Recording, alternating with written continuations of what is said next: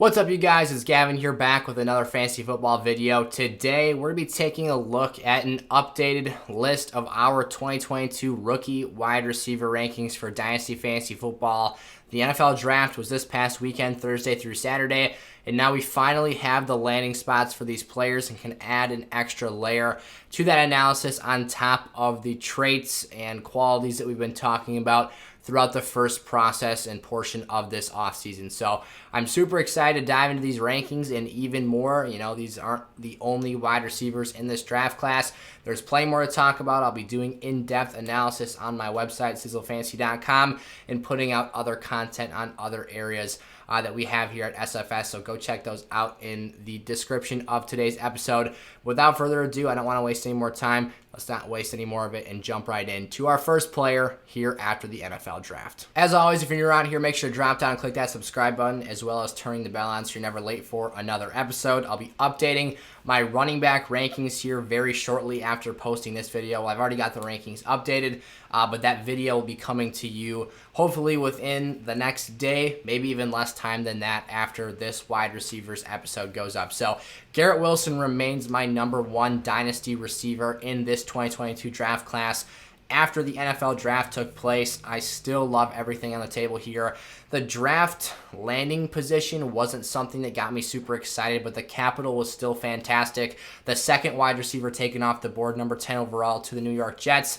And that's obviously where things start to evolve from, again, that pre-draft analysis. You're landing into a situation with a young quarterback heading into his second season, so you'll have a Wilson-to-Wilson connection here, with Zach Wilson being that quarterback for the New York Football Jets. But he's a playmaker, and that's what I love to see. He's not afraid to throw the football downfield.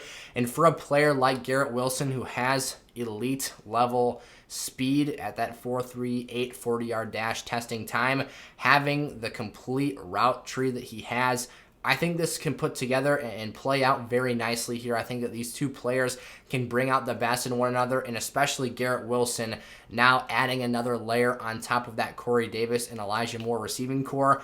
They can start to help Zach Wilson take that big year two jump that a lot of quarterbacks make, and a lot of quarterbacks who ultimately become excelling or great players are able to do so in their second and third NFL season. So I think this is a very beneficial situation for both players. I don't necessarily think the situation here made me like Garrett Wilson more than I did heading into the pre-draft process. But I do think that the draft that the Jets had here will help this team have a very balanced offense. Obviously, Breece Hall landing here now gives them a workhorse running back, and they can start to have, you know, one of those really balanced run-pass offenses, set up some really nice play-action stuff, and not be too reliant on one phase, whether it's the running or the passing game. I think that those things will start to work together very well this year, and especially after addressing a lot of key offensive positions through the last two drafts. Michael Carter is still there as well, and then you've got Elijah Vera Tucker, hopefully Mekhi Becton. There's been some rumors circulating about him, but hopefully he can come back and protect Zach Wilson. Nonetheless, this is a situation I think is going in the right direction, and Garrett Wilson being, again, my pre-draft wide receiver one, remains at that position here as we move away from the NFL Draft. Treylon Burks still stays at my number two wide receiver position after landing in what I think is a perfect situation here. And he definitely saw, while the number ranking may not have changed, he did gain a little bit more favoritism on my part, seeing the landing spot with Tennessee, particularly in how he landed with the Titans, and that being a trade which moves A.J. Brown out of the situation and Treylon Burks now into the fold here as the clear alpha number one option in this passing game. I think it's, again, a perfect situation for a player who has had comps of, you know, you've got one camp that compared him to A.J. Brown, you've got another camp that has compared him to Deebo Samuel, and you start to kind of take those comparisons, draw the things that he does really well that those two players are capable of doing, and you've got a perfect use case for how he can be implemented into this Titans offense. Obviously, the easy and the obvious one being A.J. Brown. You've got yourself a big-bodied, 220-pound wide receiver who's thick, able to play physical and stretch the field vertically. That's that A.J. Brown role. You talk about slamming the football into the defensive unit's throat with Derrick Henry and then setting up that big play-action pass game and getting the ball to before being A.J. Brown over the top. Now that player can be Treylon Burks. And then you've got that Deebo Samuel element, which might give him the opportunity to see more volume than A.J. Brown saw on a week-to-week basis, with getting the football to Burks underneath and having him impose his will physically on defensive backs out in space. I think that would be another fantastic way to get him working in this offense. Additionally, not that it has all that much to do with Treylon Burks today, but I did like the third-round draft selection of Malik Willis, getting a project quarterback with a really high ceiling that could eventually come in and replace Ryan Tannehill, who, let's face it, doesn't give the highest level of upside to pass catchers, but he does do just enough to make fantasy relevant players. Again, we've seen that with A.J. Brown, now entering into year 4, but for the first 3 seasons of his career, Brown was able to produce with Ryan Tannehill. I expect Treylon Burks to do the same. Again, he did have a slight slide down the overall rankings, if you will, or at least he saw his hype drop off a little bit after that 4.55 40-yard dash, but still someone with physical gifts that you can't teach with that size. Still very athletic for that size and has very good body control at that 6'3", 220-pound frame. And I think, again, the situation in the landing spot could not have worked out better for Treylon Burks, despite him not being one of the first receivers taken off the board. Obviously, he was kind of the end of that wide receiver run that we saw, but still went 18th overall to Tennessee, so obviously draft capital you love there. Now, Drake London, this is something that I think that a lot of people, if you are a big Drake London fan and supporter, you don't love to see him at number 3 here on my list. But what I will say is I'm not a huge fan of the Drake London landing spot. Now, there is absolutely an opportunity for him to succeed at a very high level, but I think that the other 2 players are in a little bit better situations. Even Garrett Wilson, who, again, I said is not a amazing landing spot, but I do think that it maintained his status that I had for him entering into the draft process. And I think that Drake London's situation that he lands in day 1 is not nearly as favorable as those 2 landing spots were. Now, I still think he can find a way to be a highly productive player at some point. It's very likely that Marcus Mariota is a bridge quarterback or someone who might not even make it to the end of the 2022 season as the team starter because they went out and drafted Desmond Ridder, who I do think could make something happen here for this Falcons offense in time. I really liked him heading into the draft process. But we're talking about Drake London here, so I'm going to try and stick to that as much as possible. Obviously gives you unteachable gifts, 6'5", 215, gives you one of the best wingspans in this draft class, the ability to high point footballs, to be a red zone menace and be someone that's virtually uncoverable. He's very deceptively quick out in open space, can make defenders miss, and that size and frame makes him a handful to tackle for defenders at the second and third level of the defense. So if you can get the football out to him in space, Marcus Mariota obviously being someone who's not a prolific downfield passer, if you can use him in the big slot role here, get him the football quick and have him do damage after the catch, there's a very underrated ability for him to produce here and see a large amount of volume come his way. But I actually think that this landing spot has more positive effects tied to Kyle Pitts than it does directly to Drake London, because I think Drake London's presence clearly and evidently being the top wide receiver option in this Falcons offensive core without Calvin Ridley on the field this year draws some attention and forces the defense to respect someone besides Pitts, and that'll hopefully open things up for him a bit over the top of the defense. So Drake London still someone whose skill set, size, again, the frame, he is a very smart player as well, someone who was a leader for that USC. We are not boxing here. Their offense, or technically UFC is a lot more than just boxing. But anyways, getting, again, outside the point here, Drake London is someone that can be a special player. I do expect that there will be a quarterback change in the near future within the next 1 to 2 seasons, whether that is Desmond Ridder or an option that we are currently unaware of. I don't expect him to be stuck to Marcus Mariota long term, and that should be a major boost to his fantasy productivity and upside. But for year 1, I don't expect him to get out of the blocks incredibly quickly, and it might be a bit of a bumpy road here at times in year 1. Jameson Williams is my number 4 wide receiver in this draft class. Now, Jameson Williams is someone I was super, super excited about heading into the NFL draft. The Lions were not the most perfect situation that you could have drawn up, but I actually think that this situation is a bit better than some are currently breaking it down to be right now. Obviously, Jared Goff is not someone we typically think of or covet as a prolific downfield passer, again, like Marcus Mariota, not someone you think of that's going to maximize vertical weapons to the utmost extent of their capabilities. But I do think that there is a case to be made that Jameson Williams has some similarities to the twitchiness and explosiveness of a Jalen Waddle out in space that we saw be used at a very high level with a smaller armed quarterback in Tua Tagovailoa last season. And I think that there's an opportunity for him to do a lot of damage and work underneath for Detroit here in his rookie season. Now, if you look to 2023 or even 2024 and beyond, there's a very great chance that by the end of the rookie contract for Jameson Williams here, he has a new and improved quarterback situation. At least that's the hope. The Lions elected not to go that route in this year's draft, and that's okay. I think he'd get the job done.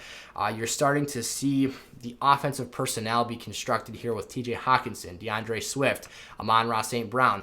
It's not like he's the only player in this situation, so he's not going to see all of the defensive attention head his way, and that's something that is a positive in its own, because although that might infringe a little bit on the maximum amount of volume he's able to see, he's super talented, will be very efficient when he touches the ball, and is someone who has 4.3 level explosiveness and can get out in space and be really, really tough to catch. So this gives the Lions, I think, a lot of dynamic ability and the chance to really increase and elevate the upside of offensive productivity that they're able to have in the immediate future here. And again, I do think that he can do a lot more damage underneath than what we saw on tape. That was something with Jalen Waddle too. You saw the over-the-top stuff. You saw the explosiveness. But at Alabama, they weren't looking to throw him 3-yard passes because they knew they had the talent, the offensive line to hold up in protection, which the Lions do have for that matter. And they knew they could get him the football in quicker ways and more efficient ways than just dumping it down to him underneath. The Lions might not be able to do so at the NFL level, and I think that that's going to result in him seeing more volume than is initially expected here. Chris Olave is the number 5 receiver for me off the board, number 11th overall in the NFL draft, so fantastic draft capital. I forgot to mention Jameson Williams was traded up for by the Lions, number 12 overall, so one pick after Chris Olave and the 2 Ohio State wide receivers went back-to-back, but this is a player who I think adds a lot to the Saints offense. They really needed a vertical stretching target to be able to utilize in this offense. Last year, without Michael Thomas on the field, this was one of the worst pass-catching cores in the NFL, in my opinion. They didn't really have guys between, Tre'Quan Smith had drops, inconsistencies, injuries. Marquez Callaway wasn't exactly the most prolific option either. And again, without Michael Thomas, this was a passing game that really struggled outside of dinking and dunking the ball down to Alvin Kamara. So you get someone that is a very, very great vertical separator, someone who runs super smooth routes and can actually separate very quickly. I love his release packages, something I've talked about before. And a 4.39 runner is someone that's going to be able to just win by being a better athlete than the player lined up across from him. Jameis Winston is not the perfect precision passer. He's not necessarily the most fine-tuned NFL quarterback, but this is a guy with a rocket arm. He's going to be capable, at the very least, of getting him the ball downfield, that being Chris Olave. And if Michael Thomas can come back into that big slot role and command a lot of attention into the middle of the field and on underneath routes, he runs a lot of slants, a lot of posts, that's going to open things up deep. And I think that Olave at least has a chance to succeed here. Again, this is not a match made in heaven situation, but it is one where I do see a very clear avenue for upside. And if that's able to be cashed in on, I think that he can have some nice numbers fairly early here. Christian Watson, someone who has rose up my board, obviously, as you can expect, finding what I estimate to be a perfect landing spot. I'll talk about number 7 here in just a second as well, being another player that landed in a very, very favorable situation. But with the 4.36 40-yard dash runner at 6'5", having the unteachable athletic gifts that Christian Watson has, Aaron Rodgers has got himself the opportunity to create a number 1 wide receiver in Green Bay. Now, Christian Watson's a bit more raw. He's not as good of a player as the previous 5 names I just listed. That's why he went in the second round. Now, it was rumored he was attempted to be traded up for at number 32, but the Vikings apparently didn't want to give Green Bay the opportunity to put a 5th-year option on him if he's able to become a good player. Understandable. So he goes in day 2. Green Bay ends up trading up again with the Minnesota Vikings.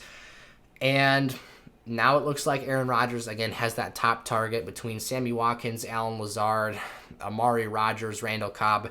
You didn't really have that true alpha wideout in the room, and I think that Christian Watson can be that piece. Again, rare size and speed combination like a Drake London, has fantastic ability to get vertical and just win at the catch point. He's raw, again, not as refined as the previous 5 players on the list today, but he does have unteachable gifts that can be molded, and if he's developed properly, this could be an absolute handful, and again, lands in a perfect situation where you're going to get passes thrown on the button by one of the best quarterbacks, if not the most accurate passer right now in the NFL, in Aaron Rodgers. So a perfect landing spot there. Skyy Moore, another player, I think landed in the ideal location for him. There's a lot of chatter about Skyy Moore going to Green Bay, and to me that just didn't make sense for a 5'11 player.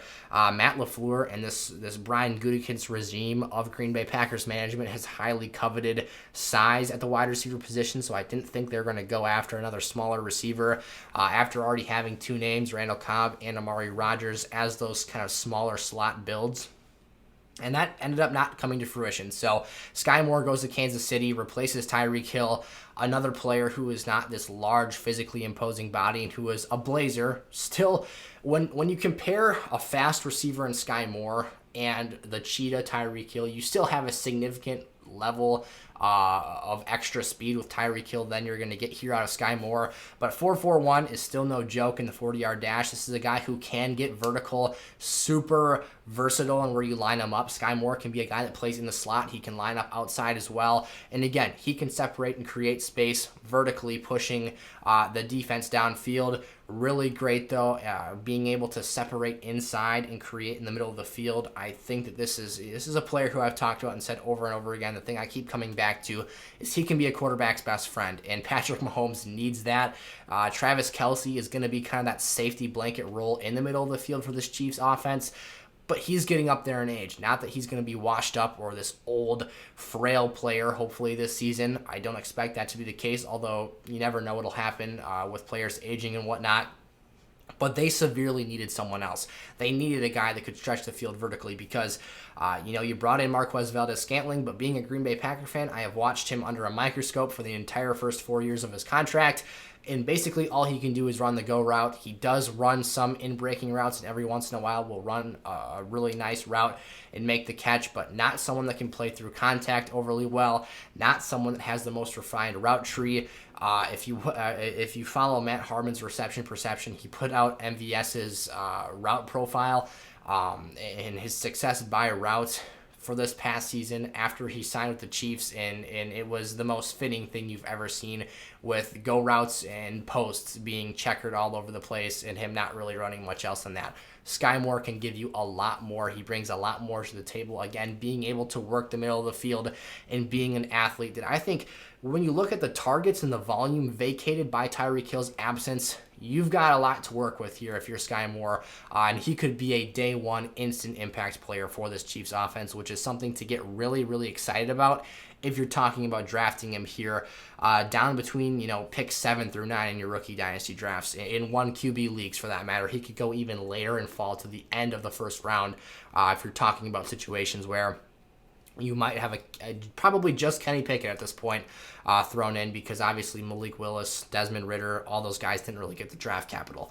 Jahan Dotson here at number 8 is my next player up on the board. He got fantastic draft capital investment from the Washington Commanders, number 14 overall, and was in that first flight of wide receivers drafted before Treylon Burks. And I know a lot of people are getting really excited about this pick, but I want to pump the brakes a little bit on Jahan Dotson right now. I don't think this is a player who can be a number 1 at the next level, whether that is a number 1 lining up for an NFL offense or a number 1 in the fantasy football realm. I think he's a really good number 2 at his ceiling in both situations. He's just too small for me when you're talking about a guy who's not even 190 pounds, not 6 feet tall either. Not that those are things that you absolutely have to have, but for me, this is like a Hollywood Brown situation where he's now going to Arizona to be the number 2 to DeAndre Hopkins. He's going to give you a lot of flash and dash. Super, super explosive, is able to win over the top, has really, really good hands, which is something that Marquise Brown does not have. And I think that the main thing is that he's going to get kind of pigeonholed into being the second fiddle to Terry McLaurin, who is just a bigger player and is an equally good athlete. Both of them came from Big Ten schools. Both of them, again, had incredible athletic ability at both the college level, and I expect for Jahan Dotson, that's obviously going to translate into something that is a useful tool for him at the next level. But for Jahan, I just think that you're going to be stuck already in a situation where you're the number 2 option in that offense. You've got Carson Wentz, who, yes, he can uncork passes deep downfield and get you that football. He's not going to underthrow you. He might overthrow you at times. Obviously not the most precise passer downfield, but he can get the ball there. He can utilize this skill set. He has a whip for an arm. But he's looked at as more of a bridge quarterback. They did bring in Sam Howell. Maybe that transition is made after a year or two. Who knows what the situation is? But as long as Terry McLaurin is on this team, Jahan Dotson is going to be playing second fiddle to him because I view Terry McLaurin as that level of a talent. He obviously was someone who was underrated in the NFL draft process in 2019 when he came out of Ohio State. So I am excited about Jahan Dotson, but I do see limitations for fantasy. The situation not perfect here. And I do think it fits him well in terms of I don't want to see him be a number 1 and face top-tier coverage week in and week out because I think that he can thrive alongside Terry McLaurin, but he's never going to be able to surpass him is essentially the point I'm trying to make here. I would be shocked if that were the case.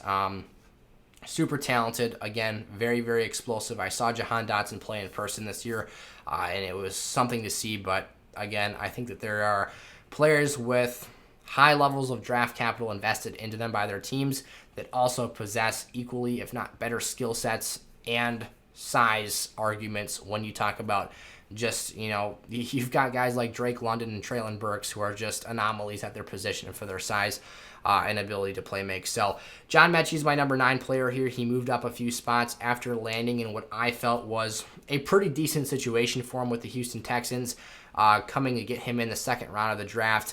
Metchie is someone who I talked about in the pre-draft process being someone I think that we are going to look back in a couple of years here and wonder why we didn't covet him higher walking into this process. Now, he did have the ACL injury. That's something that's obviously a big deal.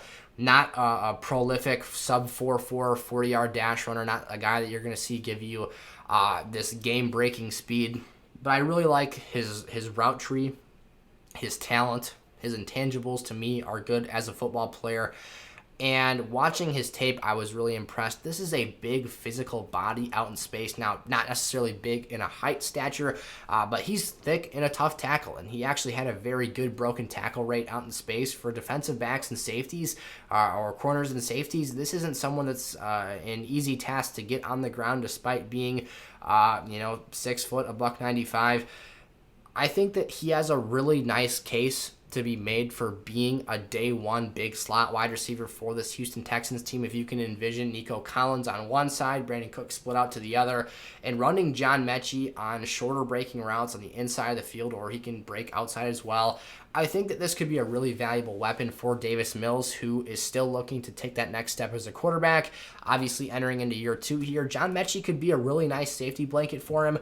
Also, I really like, again, his route running. Not someone who's going to run past you all that often, but his ability to stop on a dime, turn around and catch footballs. I love his back shoulder ability. Comeback routes are fantastic for him. And again, if you get him out in space, he is a tough tackle and someone that I think could add an extra gear to this Texans offense. George Pickens at number 10 here, someone who I had as my number 6 wide receiver as a prospect entering into this process, but fell down because of the landing spot. I actually just realized I forgot to put the Pittsburgh Steelers logo behind George Pickens there. However, he is a Pittsburgh Steeler, drafted in the second round. Something I wasn't too excited about just because, again, the situation. You've got a crowded wide receiver room in terms of the starters on that football team. Deontay Johnson has already secured that volume position. Now, you do have a quarterback change, so you never know who is going to become favored there, but they're drawing up plays and screen passes for Deontay Johnson. Hopefully, they can expand that playbook a little bit now that Big Ben is no longer in town and they can actually throw the ball downfield, hopefully to an extent with Kenny Pickett or Trubisky, whoever ends up being the week 1 starter. Eventually, it will be Kenny Pickett, though. So Deontay Johnson, for me, is the most highly coveted option in that offense. And then you've got George Pickens duking it out with Chase Claypool for that X wide receiver role. And George Pickens is a phenomenal athlete, 6'3", 200 pounds. and is super capable of being a guy who has an incredible ceiling. I love him as a player. I thought that he could walk into an offense and be an X receiver day one. He does need some refining in his intermediate and underneath route running. But the situation when you're talking about the available targets that are going to be in Pittsburgh, after Deontay Johnson gets his, then you're splitting that second and third role, whether it's Chase Claypool or George Pickens. There's not going to be an elite level of volume there when you consider how much they want to run the football here and get Najee Harris involved, who also has his own work cut out in the receiving game. I just think that George Pickens as a player, excuse me, can be a fantastic option elsewhere. This wasn't the best landing spot for him. For football purposes, for the Pittsburgh Steelers, this makes a lot of sense. This is a good player you're getting into your offense here with incredible upside that could develop into one of the best X receivers in the game at a point in time. But today, I don't like the situation, and I think that this is something that for the next at least 2 to 3 seasons, maybe 4, doesn't have the best outlook until you get one of those other starters out of town, or George Pickens makes a significant step forward to show that he is the guy in this offense. Maybe, again, you're going to need a free agent departure of one of those other receivers and George Pickens to take those steps forward as a player. But again, as a prospect, I had him as my 6th receiver in this draft. I've got Alec Pierce here at the number 11 position. This is someone that I wasn't super crazy about in the pre-draft process. I didn't love his tape at Cincinnati. There are some things that did impress me. And I'll kind of tie in what my high-end upside comparison is here, because at the end of the day, I didn't really talk about Alec Pierce this much because I didn't expect him to get drafted this early after watching the tape and, again, not falling overly in love with him myself. But he did get a decent amount of draft capital, the 53rd overall selection in the 2nd round by the Indianapolis Colts.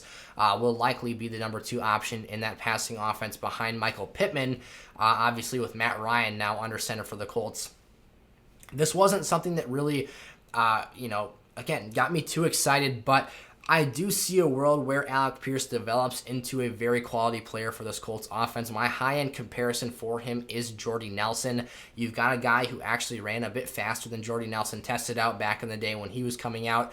And you've got a player who ran a 4.41 40-yard dash and is a basically exclusive player at Cincinnati, or his best plays all came running down the sideline, stretching the field vertically. Again, 4.41's pretty good speed, and using that 6'3 frame to go up and make catches. Again, he can separate with that speed, or he can go up and grab it. I also really liked his back shoulder work as well, and being able to run the comeback route. But again, this is a sideline player, just like Michael Pittman is, which is why the fit makes sense to an extent for me.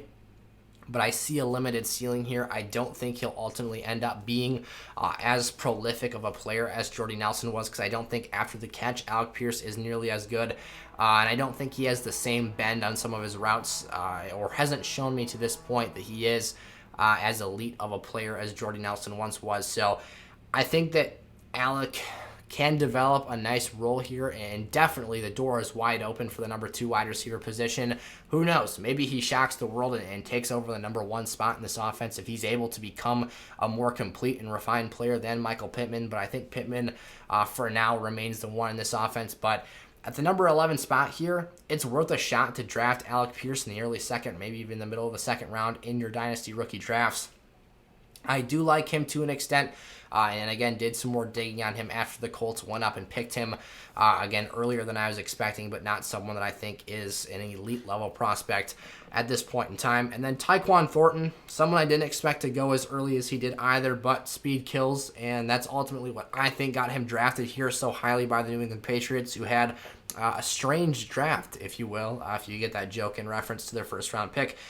Tyquan is a guy who I see being a unique player in this Patriots offense because he has speed that no one else at the pass catching position has for this offense. That's the reason that I coveted him as the number 12 receiver in this draft. You've got guys like Wan'Dale Robinson who were drafted before him, and I'll talk about him in another video or in a YouTube short or on TikTok or something like that.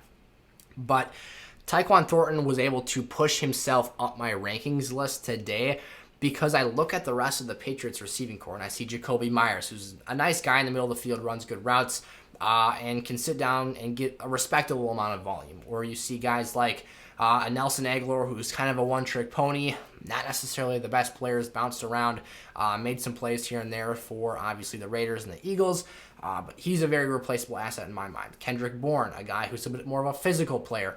Then you look at Tyquan Thornton, and you've got this unique burner skill set, the ability to win vertical, had the fastest 40-yard time of the wide receiver group at 4.28.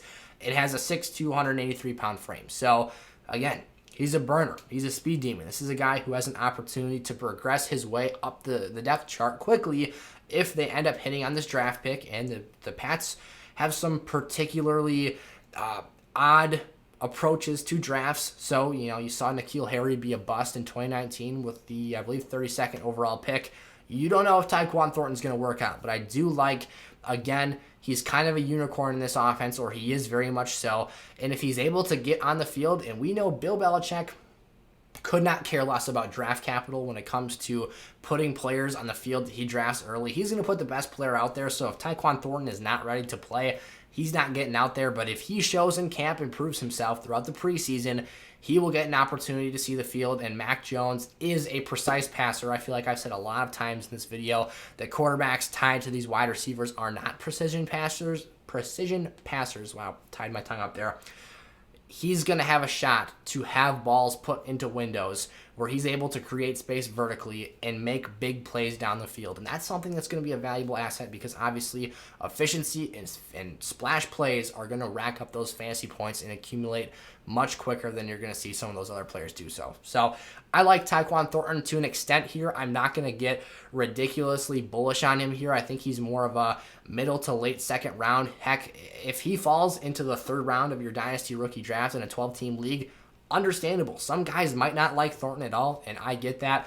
But again, I do like, the key here for me is the difference that he brings to the table for this Pats offense, because I don't see anyone like him. The closest thing would be Nelson Aguilar, but he's even significantly faster than Aguilar is. So, like Tyquan Thornton here, those are my top 12 wide receivers right now. This list is going to continue changing throughout the offseason, and I'm sure I'll make more videos to update this kind of content here throughout the year. Again, running backs will be coming out very, very soon after this video goes live, probably on Monday morning for those of you watching this right away. Again, if you're new around here, thank you guys so much for sticking with me today. Drop down, click that subscribe button, and join the SFS community, and go check out some of our other platforms that we create content as well. Twitter, TikTok, Instagram occasionally as well. And yeah, just join the SFS community, the community Discord server if you want to get in contact with me and ask me questions. The invite link to that is in the description of today's video. But I will see you guys next time. Peace out.